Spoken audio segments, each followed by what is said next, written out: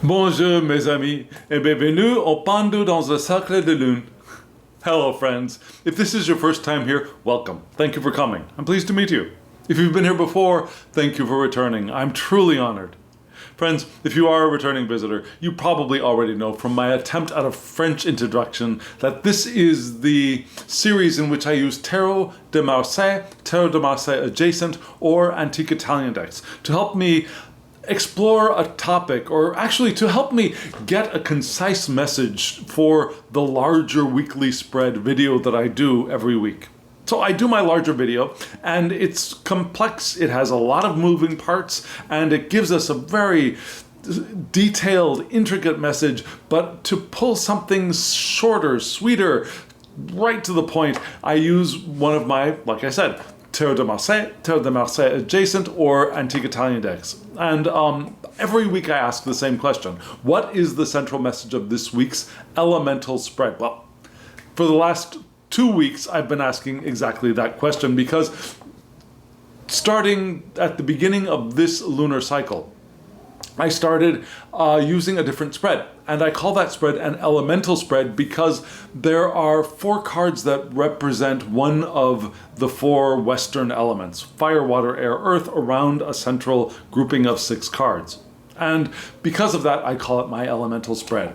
And I've done that. I've done this week's video. In case you have not seen this week's video, I highly recommend going and taking a look at that before coming and watching this one, because then you will know the background, or the foundation from which this question is being answered. So I'll put a card up here for you to hop on over and take a look at that spread, because it was interesting. It was actually a very positive, surprisingly positive spread. And just in case you have seen it, but it's been a while, you don't have to watch those larger videos in one sitting. You can break it up into chunks and watch the first part, the second part, divide it up as you will. So in case you've done that and you just want a brief overview of what it was we looked at, let me remind you of the title first. The title was Happy Prudence. And I called it that because I was using happy more in the antique sense of fortune. Now, if you think of the times of Shakespeare, now happy had several meanings. One of them being, happy, a happy man. But that was a very superficial understanding of meaning of happy, I think. Another way of understanding happy was fortunate. A fortunate day is a happy day. Yeah? A fortunate person is a happy person. A person of good fortune is a happy. Oh, happy, not oh, happy day, that's a song. But there are several lines from Shakespeare that uses happy in the sense of not happy, happy, joy, joy, but in the sense of happy, good fortune. And of course, happiness can follow upon that. But yeah, so happy prudence. Yeah? Prudence that is transfused with, that is infused with happiness, as far as in the sense of fortune. So, why do I say that? Well, the central card was the Prudence card. And prudence in the sense not of being careful, I don't know if I should do that, but rather the prudence of being open to waiting until the best time to get involved in something. Now, there are different ways of understanding prudence. One is the cautious in the sense of a little resistant. Yeah? Resistance of, I don't know if I should do this yet. I don't know if this is a good idea. I don't think this is a good idea. Maybe not. That kind of prudence. But there's also a positive sense of prudence where I am ready. I'm open and I'm ready. And I'm paying attention. And when the time is right, when I feel the time is right, then I will interact. Then I will engage. Then I will do the thing. And we had a lot of information around that which indicated that we would want to go with the flow of things. We want to be flexible. We want to maintain our passion, our drive, our libido, in all of the sense of that word, libido. Libido is not always 100% about sex. Libido can also be that fire that burns within, that we can use to do work, that we can use to engage our passion in creativity, that we can use to engage our imaginations as well.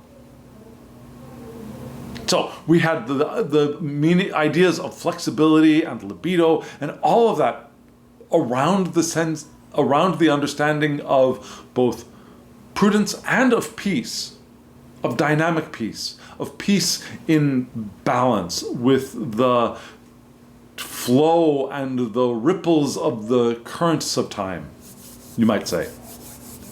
So that was a very large, powerful, meaning-rich spread that we read, and I want to get a shorter, sweeter, let's cut to the chase kind of concise message from this week's spread. So that's what I've got ready for us now. I'm in just a few moments going to show you the question I asked, all typed out nice and pretty. Then I'll show you the cards, and then we'll dive into reading the cards together. Are you ready? Here we go.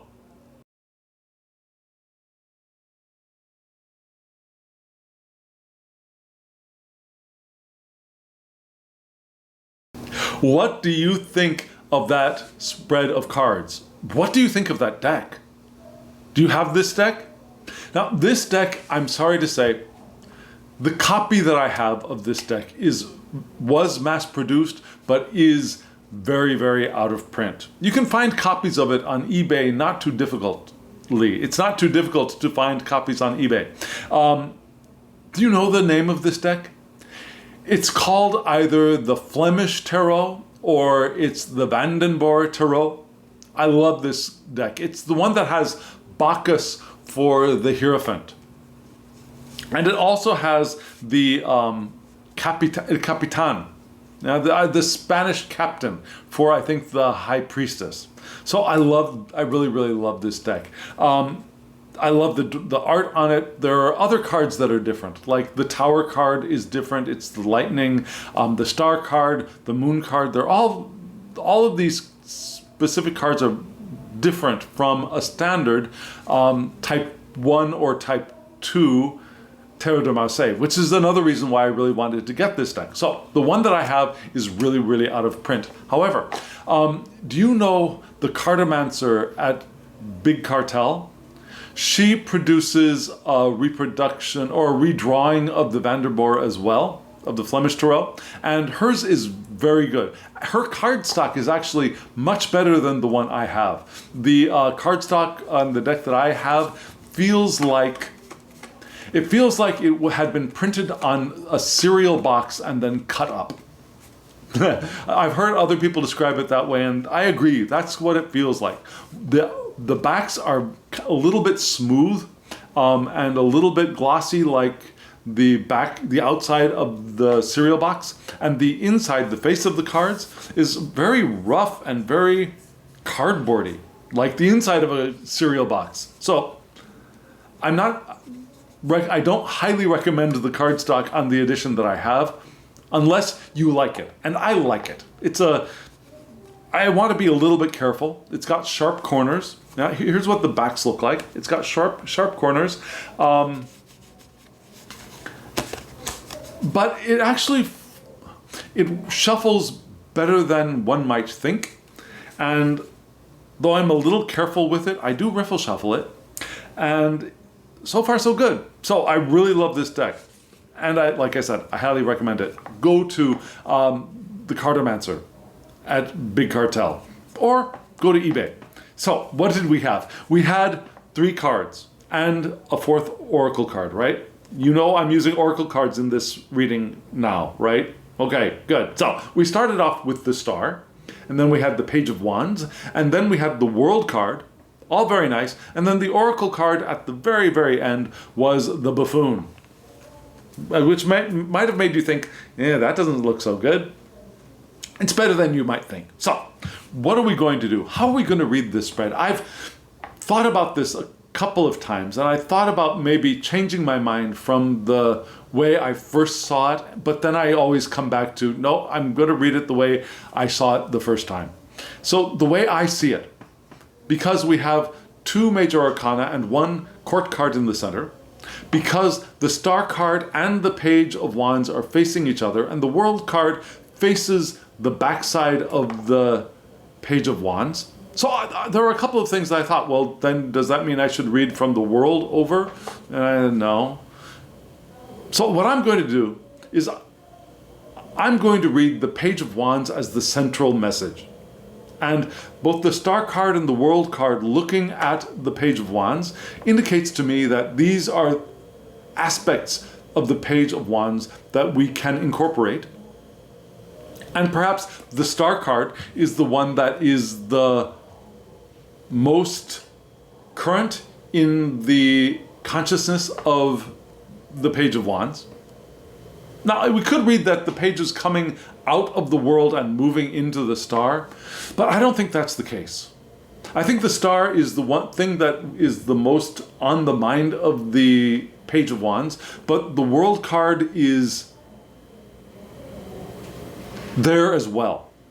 Not that it's in the past. I don't want to read it past to present. But the less conscious, the less clear aspect of the page of wands.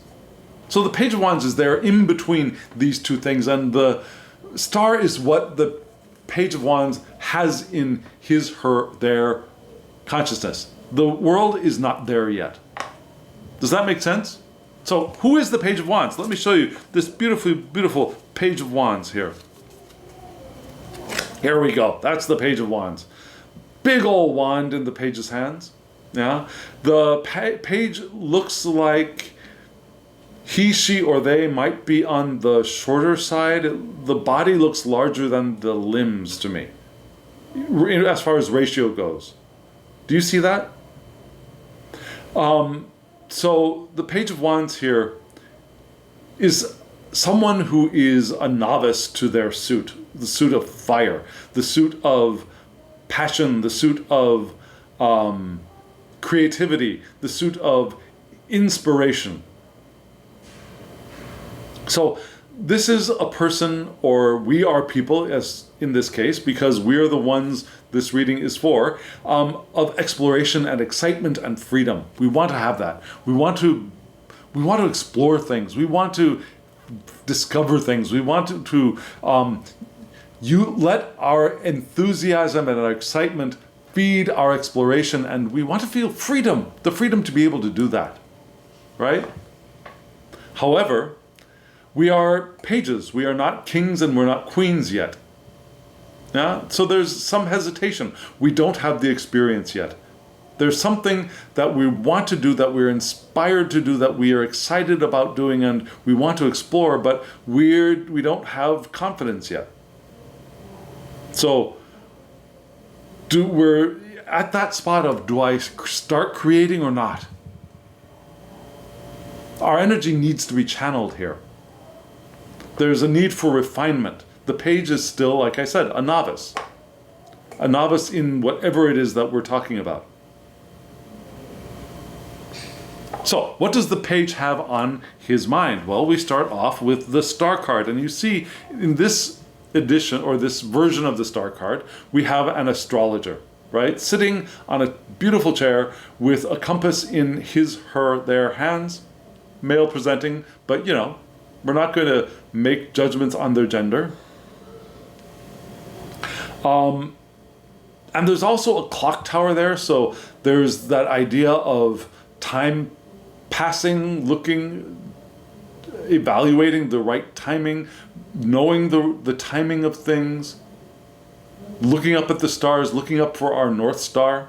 So ideas from this card are, we can use the old ones for here too. Remember the the more common, I should say. I don't want to say traditional. This is an old traditional deck, but still, the more common image is the woman unclothed before a stream with two vessels in her let's say her hands, pouring one out on the land, one out in the water. And so there are references to purification there, to regeneration, perhaps renewal. And it's after the Tower card, right? After the destruction comes that purification, renewal, healing. But here as well, I think we can have, just as with that woman's pouring water out onto the land, hope and faith. We're moving towards and we're pointing towards luck, success, and truth. We're also able to accept ourselves as we are. Yeah? And feel for our guidance. Feel for our connection to and our communication with a higher place. The stars, but metaphorically a higher place. Maybe even finding our North Star, knowing our path, seeing the direction we want to move in. So, the page, remember, the page, being the novice, has that in his, her, or their mental space. Wanting to regenerate, renew, sure, but feeling perhaps hope and faith. The faith in success, faith in luck. Learning to accept and know and show who he, she, or they are. And feeling for guidance from spirit, from the heavens, from their North Star. And their North Star could be communication with the eternal self that we are, sure, yeah, because we are all that eternal nature having this human experience in these beautiful bodies that we're co-creating. But there's also the idea of just having morals, a moral compass, an ethical compass too. So we have direction from spirit, we also have direction from what we've learned and what we've experienced in the world as human experiencing beings. So that's what's on the page's mind.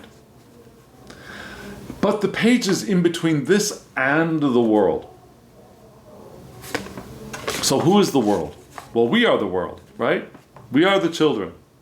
Here we have a less commonly seen world card, right? We've got a female dancing on what looks like, it could be a globe, but it could also be the royal orb of a royal, a sphere of power.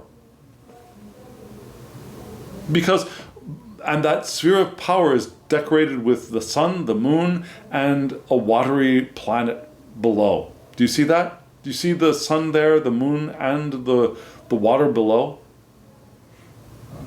So there's also the idea of maybe Sophia in this card.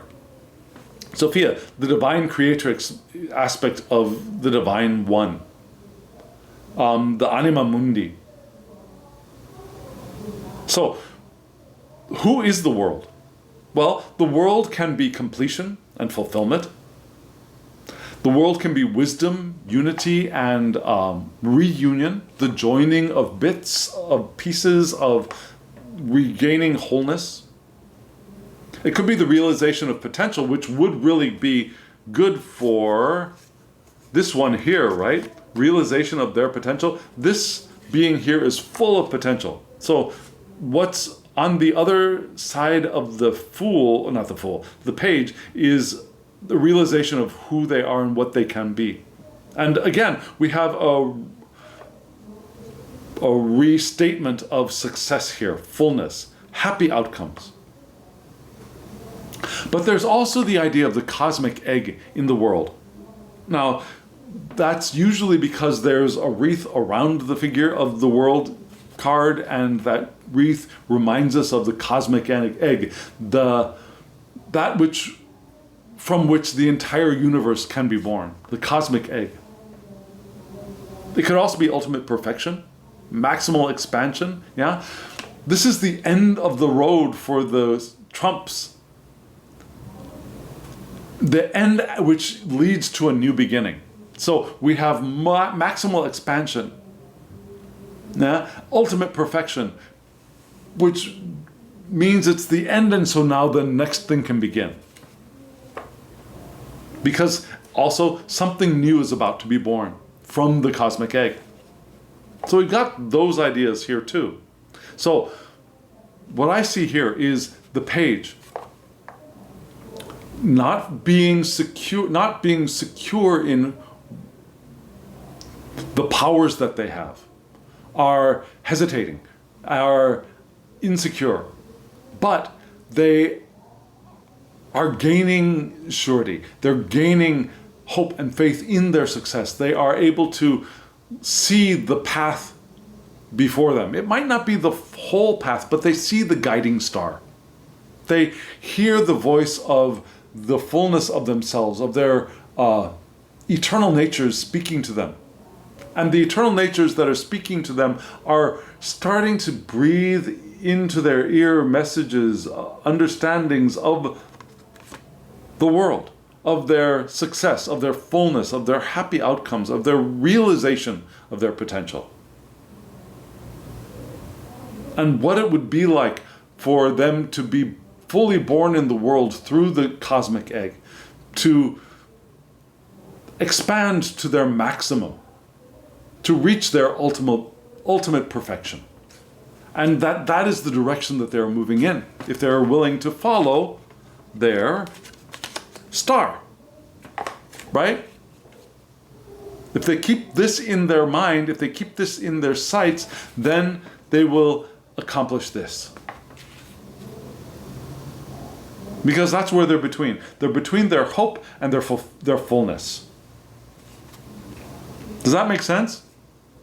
And so we ask for a summarizing piece of advice from the deck that is called the Zammer Twins Oracle by Patrick Valenza. I'll have a link to this deck, and I'll put a link in the description box to the Cartomancer at Big Cartel's version of the Vandenborre, if you're interested in getting either or both of those. So this is the buffoon. Who is the buffoon?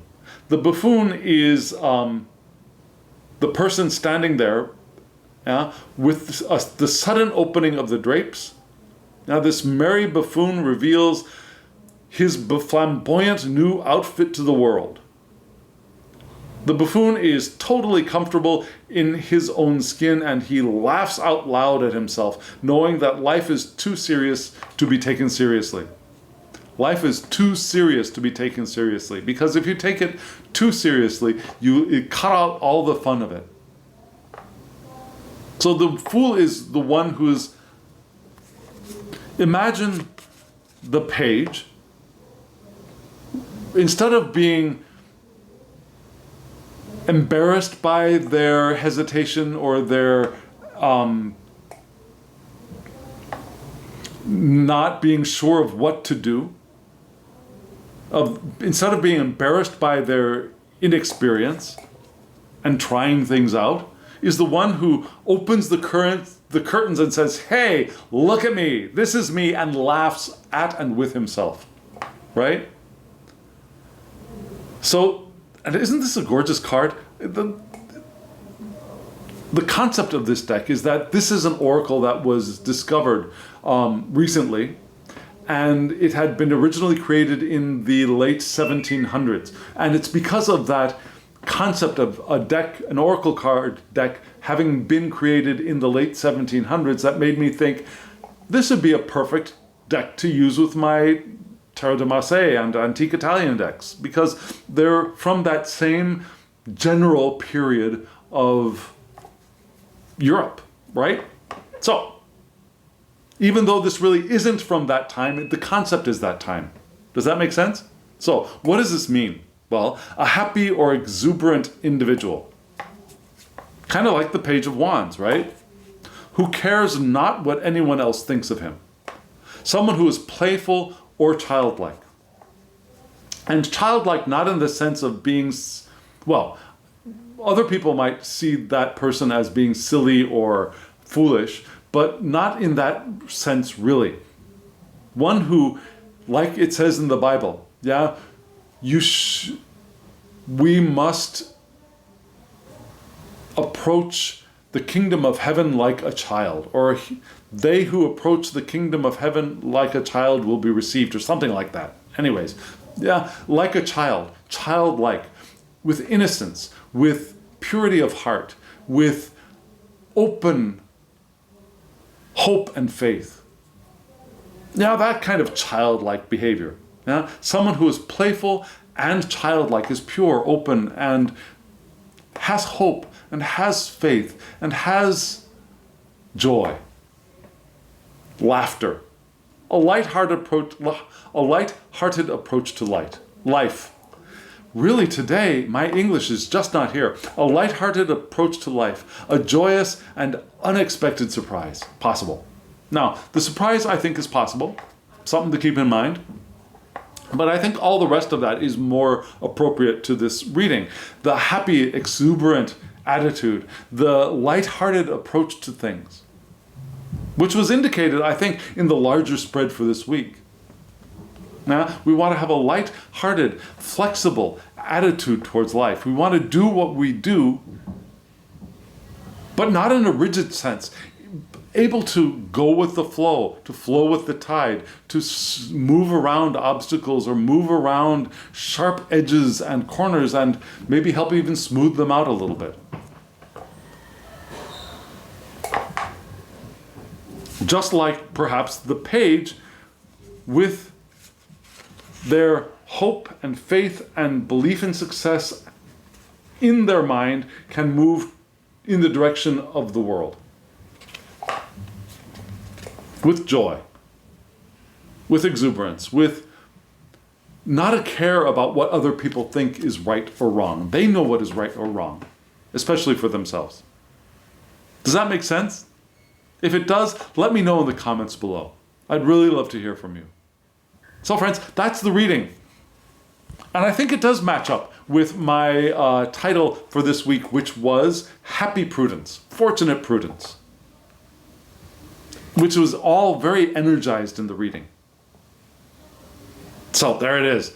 Thank you very much. And friends, thank you very much for hitting the thumbs up button. It helps the channel when you do that, and it's a wonderful thing, and I'm very grateful for you for doing that. Subscribe also if you have not subscribed, and if you have, thank you for subscribing. I'm also very grateful for that. And hit the alarm bell so you get notifications of when I upload videos. That'll be helpful for you too. And comment below. I'd love to hear from you. Do you have this deck? Do you have the Vandenborre, the Flemish Tarot? Are you going to get this deck now that you've seen it? Love to hear from you about that too. And friends, if you want a private reading from me, it's very easy. All you have to do is send me well, you could actually mention it in the comments and we could work something out. We can figure a way to get you a reading that way. Or my email address is below, thehangedmaninthemoon@gmail.com. Shoot me an email, we'll get you a reading. Okay, friends? Thank you very much. And now, as always, I wish you love, joy, well-being, and pure awareness. Thank you.